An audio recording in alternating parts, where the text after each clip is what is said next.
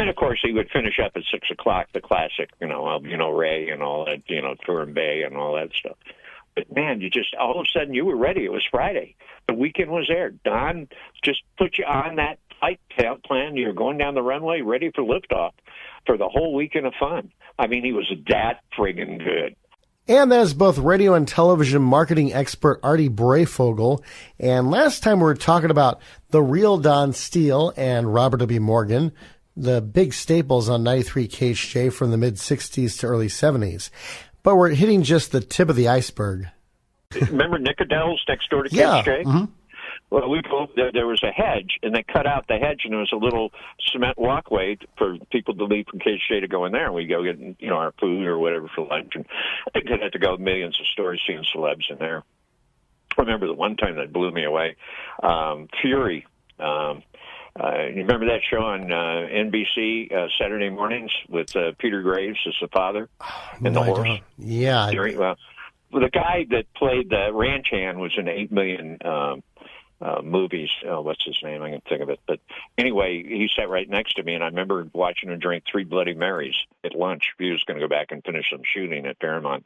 He was an old character actor. He had been in his late 70s. Now I'm going, God, showbiz, isn't it grand? He's just bombing them up at 1 in the afternoon. Well, Don and Robert W. would get bombed at the bar, and they'd just, drag him over. William Fawcett? That's him, William Fawcett. Very good. What are you? I was looking it up. Yeah, I love it, man. That's why you're a good guy. You know your media. Yeah, William Fawcett. That was the guy. If anyone had ever seen him, you'd know instantly. A little skinny, wheezing guy, and he was always the guy that goes, "The stage went that way." He was one of those guys. The bottom line of them, they dragged him, and I remember one morning they said they got there. And Morgan passed out, and they were drinking at KHJ till like 5 in the morning. And they threw water on him. He went in. They said at 6 in the morning he did one of the best shows he had ever done for 3 hours. And they said he would pass out literally in the records. The engineer would have to go, "Wake up!" Okay. Yeah. And they said he was so good. Because I guess he was just so bombed he didn't care. It was funny. That was probably the most easy time to work with him ever. Probably, when you look back on it, it's just like, oh, my God. At least Don got to go home and sleep for a few hours. That's, I think, why I like the afternoon drive. Yeah, exactly. You remember, you were not of the age then if you were born in 72. 1966, I graduated Cleveland High. And for like 2 years before, or a year and a half, I had my 60 Ford Falcon, powder blue with the moons I got from Pet Boys, painted the rims black, and a Cruise Sunset and a little Ford banger on that thing. And it was a good little car. I could do 70, 75 on the freeway. And a little AM radio with the solid steel dash. If you ever hit that in a car wreck, you'd be dead in 2 seconds. Bottom line is, you'd be out there at 2:55, fire up your car, 3 o'clock, top of the hours, you're leaving the drive of the high school. Who comes on? The Fractious Friday opening with Don Steele. And, of course, he would finish up at 6 o'clock, the classic, Ray and all that, Turin Bay and all that stuff.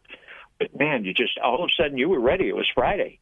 The weekend was there. Don just put you on that flight plan. You were going down the runway ready for liftoff for the whole weekend of fun. I mean, he was that friggin' good. And everyone in the parking lot had Don Steele on KHJ. That was the power of radio. I mean, it was just so in everyone's life back then. And today, when you realize, most young people, they don't know what AM is, got no idea, let alone even a radio in a car anymore, Yeah, Don, sad in a way, but once again, realities of life, After Don passed away, I was talking with world-famous Tom Murphy, and nobody knew Don was sick. Only KIRTH's GM and program director knew. Was kept top secret, and after a couple of weeks after he passed away, Sean finally called everybody back, all of Don's friends, and said, look, Don just wanted people to remember him the way he was, not the way he had become as far as his health was concerned. What happened was she said that Don's favorite years were not even KHJ, even though that was the heyday of his career. He actually, his favorite days, Portland was one, KISN in Portland, and then also KRLA, KODJ, and then KIRTH 101. You mean years later? Years later. Okay. Because Ron Jacobs did not treat Don right. The only I don't PD think Ron Jacobs treated a lot of people right, reading the book and everything else about him. He said that Ron Jacobs used to, during Don's shift, he'd call onto the warm line or the bat phone and just yell and scream at Don while Don was trying to do a shift. And sometimes Jacobs would even do it during, a meeting with a record executive. He didn't care. When Jacobs left in 1969, Jim O'Brien, who was a big personality on the East Coast in Philadelphia and Cleveland, became the new program director for about a year and a half. And that was really the only PD that Don loved when he was at KHJ. That was the end of the heyday at KHJ, yeah. Yeah, and so he used to call Jim O'Brien Job because that's the way he'd sign the memos. And he loved Jim O'Brien. After that, it was Ted Atkins, and that was when Morgan left to go to Chicago for about a year and a half to Crashed 560. The boat and killed the girl, yeah. That was bad news. And so and then Morgan came back in 72, and the heyday of KHJ was over. Bill Drake was soon let go, and then he went to K100, where actually it was Morgan and Steele on K100, but that didn't last very long. Yeah, they didn't have enough money to keep that thing afloat. It was kind of like a Drake Chenault and Kino in KYNO in Fresno, and I came to with KFRE. And once again, nobody listened to us. Kino for decades was scoring 60, 70 shares on a little 5,000 a day and 1,000 at night. And the studio was like in an old home. And you go back, and it was like really nice little garden area around it and everything. You know, how the old stations could be back in the old days. And, of course, the classic story, how they tested everything there. And that's where they took it to L.A. And, Don had worked at KEWB, and that's where he got the green light that Morgan told Jacobs, you got to really look at this guy, and brought him down. And that's how I got hooked in at KHJ. But the days of him being running for president? That's right, yeah. In Portland. What were the calls up there? Well, KISN or KISN 91, the 90 Wonderful KISN. And it was on the Steel Bridge. That was actually the name of the bridge in Portland. Yeah, he was the out Steel there Bridge with a big top hat. You can see it all over YouTube. And they brought a bunch of people from the office probably behind him with the signs and everything. And I remember how he got the name. He was in Omaha, I guess it was, and the GM came in and said, his real name, Don River, I think he was using that. And that's what he said, let's call you the Real Don Steele. And, took off, and away it went. Great radio tales from way back when. And he also had his own TV show for about 15 years. Yeah, but once again, I'm doing the commercials at the KHJ TV. Everything goes from here to there to there to there with my life. And the floor starts bouncing. And the speakers there are two little studios at KHJ where they do the Tempo show live for like 5 hours a day in the old days. It just went on and never ended with, all these people that were on there. Natalie Cole was the host and all these people. And I go, oh, she's here. And I went down, and who was in there? Tina Turner. Now, this is after she left Ike. And what they would do, they would pre-record the segments for the dance show, which was the Groovy or 9th Street West or Don Steele show and all that stuff. But this was the days of Groovy, Robert W. And I just stood in the corner, and I watched. And Tina, this was before Betamaxes and all the other stuff, she sat there and had the girls, they taped it like 3 times. And every time they did it, she had them run the tape back, and she told the Ikettes, you didn't move right there. Okay, now there you missed the cue there. And she was teaching them with visual aids of what they were doing. And then they took the good take, and that became the thing. Now here's Tina and the Ikettes, and then they cut to the tape and play it, And that was really cool. I'll never forget that. And I remember one time going on. Were you ever in the KHJ building? Never was, no. There was a landing halfway between downstairs and the second floor, and there was a side office where there were like 2 desks, and they kept 2 salespeople in there. One guy, Gary Masters, and another guy, Salgo. What was his name? He was kind of a show-off. He would, open his briefcase and goes, oh, I have 3 paychecks I haven't cashed yet. I'm starving, $650 a month to stay alive, and this guy's got several $1,000s worth of paychecks sitting there. Well, he's sitting there. What was his name? And Marv Kress, And Marv, suede New York deboner guy, sitting there with this gal with no makeup on, and she's in a little side chair against the wall, and you come in and goes, Art, come over here. And I want you to meet this lady I just met. And turns out she drove a Datsun, and nobody drove Japanese cars in those days, and long before it became Nissan. Mm-hmm. And we start talking, and he goes, I want you to meet Jane Fonda. And I look, and I just seen Barbarella, and this was Jane Fonda. I mean, she had no makeup on, and just, she had done a gig downstairs on TV or something. He corralled her to come up. And I just, hi, Miss Fonda, nice to meet you. I love Barbarella, and love looking at you naked, and so you never knew, once again, who was going to be, standing next to you in that place. It was just the people that roamed through there. But that was bizarre. I'll never forget that. It's just like a shame of Hollywood.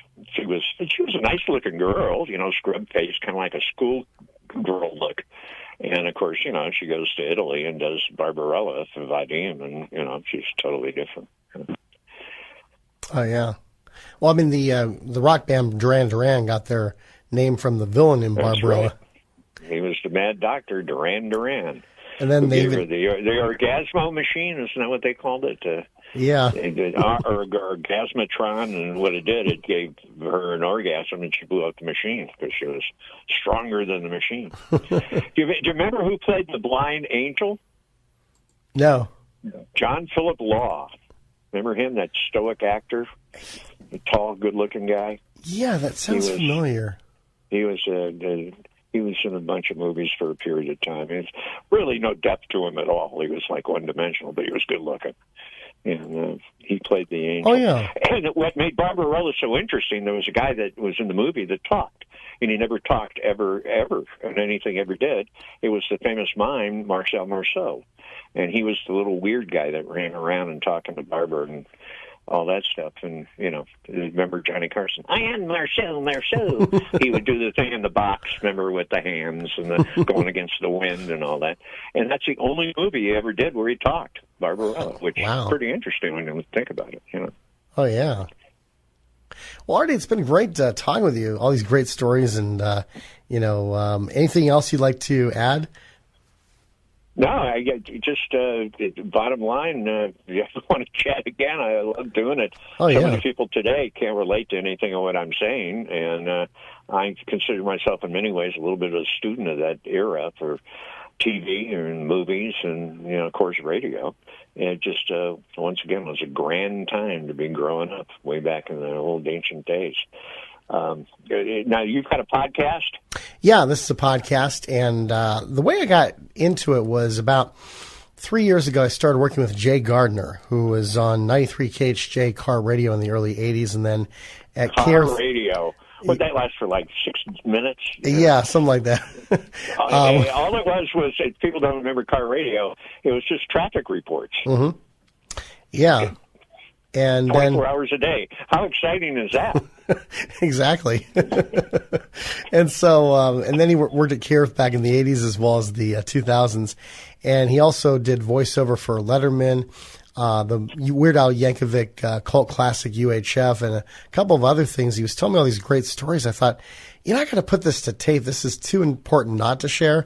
And then I realized, the TV and Movie Academy have all these great videos on YouTube with actors, directors, writers, producers. Yeah, I post them all the time, but there wasn't much for radio. And I thought, that's a shame because, they do have some old newscasts with radio personalities being interviewed. No, you're right. But radio was always pushed off to the side like it wasn't around. Yeah. And so I thought, let me change that, at least try to. I know that Skywalker had a show similar to this. His was videos, so you actually got to see the person on video, or maybe him on video and then the person's photograph. But I thought, let me change that. And so I've got an interview about 45 different people so far, and it's been great. I